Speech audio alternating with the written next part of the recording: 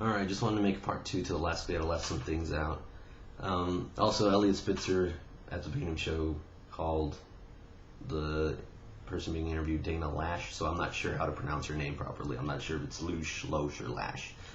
Just wanted to clear that up. Anyway, so another one of the things she said that she would cut the stimulus, she would stop the stimulus, right? And this kind of didn't really make sense coming from her because the stimulus has already been passed, right? It's already there. It's already set to get spent. And I checked on recovery.org or recovery.gov. I think both of them say that about $22 billion so far. Let me check again. Yeah, about $22 billion.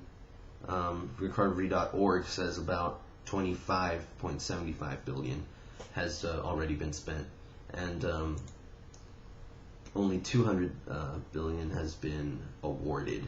So there's obviously still another $500 billion out there. From what I hear, it's set to get spent mostly in 2011, right, a year before an election year. What a coinkydink, right?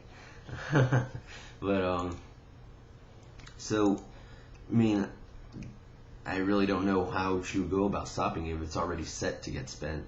I suppose you could repeal a bill or whatever, the Recovery Act or whatever, but more than likely it's just still not going to stop the spending, because once the policy is enacted, it's very difficult to get it removed. It's kind of like saying, or how are you going to, get across the Grand Canyon? No, I'll just jump across.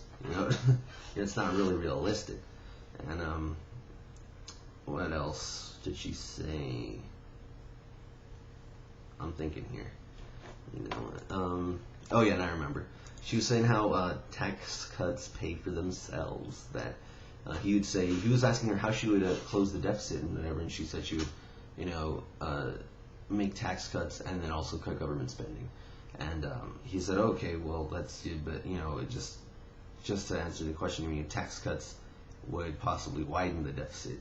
And she said, no, tax cuts pay for themselves, right? Which of course is nonsense, right? It's not everywhere and always the case that tax cuts, quote unquote, pay for themselves. Sometimes they may and sometimes they may not. If anyone familiar with the Laffer curve there, it says there's an optimal rate of taxation in which tax revenue is maximized.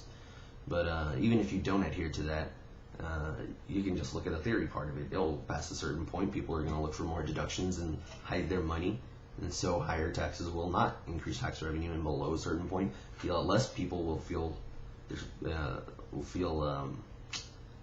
resistant to being stolen from, and so therefore they'll just pay their taxes. But anyways, she said that tax cuts always pay for themselves.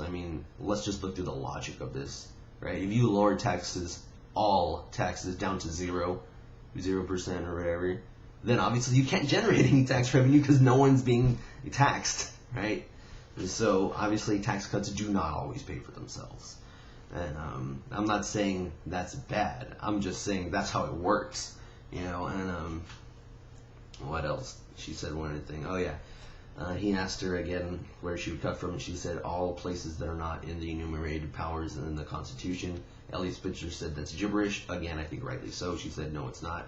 I disagree with Dana on that again. And the reason for that is almost everything Congress does is unconstitutional, right? Now, if you're a hardcore libertarian, then it doesn't really matter to you whether something is constitutional or not. It just matters whether something is pro-freedom or not. But pretty much everything the government does is anti-freedom. And what else? So the reason I think Loesch-Spitzer was right in calling that gibberish is because you can just name anything that you want to be part of the Constitution under the Interstate Commerce Clause and the General Welfare Clause. And a lot of even conservatives will try doing that to regulate things that they don't like. And it's not unique to the left, quote unquote the left. It's something that goes down even with people who call themselves limited government conservatives and another thing, and limited government types in general.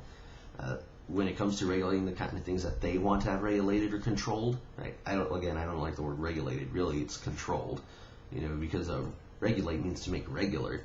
So it kind of, to call something a regulation assumes the effectiveness of the policy.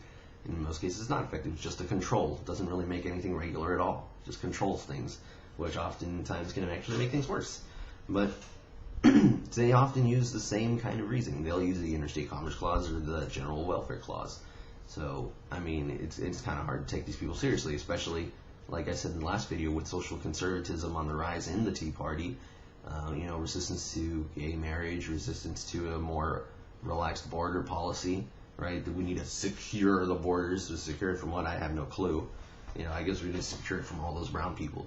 And, protect our gerbs. Right? Anyone who's seen South Park, that's a reference to the South Park episode where they had immigrants from the future come in, and they called them goobacks. It was pretty funny. And then people were upset because they were taking their jobs. Right? And some people would be like, they took our jobs! They took our jobs! They took our jobs! Yeah, it was pretty funny. Like every time someone would say it, it'd get more angry and less coherent. It'd be harder to understand what they were saying. It was really hilarious. So that's what I was referencing right there. But yeah, I mean, that's hard to take Tea Party seriously when they say they want lower government spending, but it seems like there's more and more social conservatives being a part of the Tea Party, and they tend to not want to cut spending when it comes to the military, and they tend to want to spend more when it comes to, having a tighter immigration restriction policy. So that's basically what I wanted to say in this video.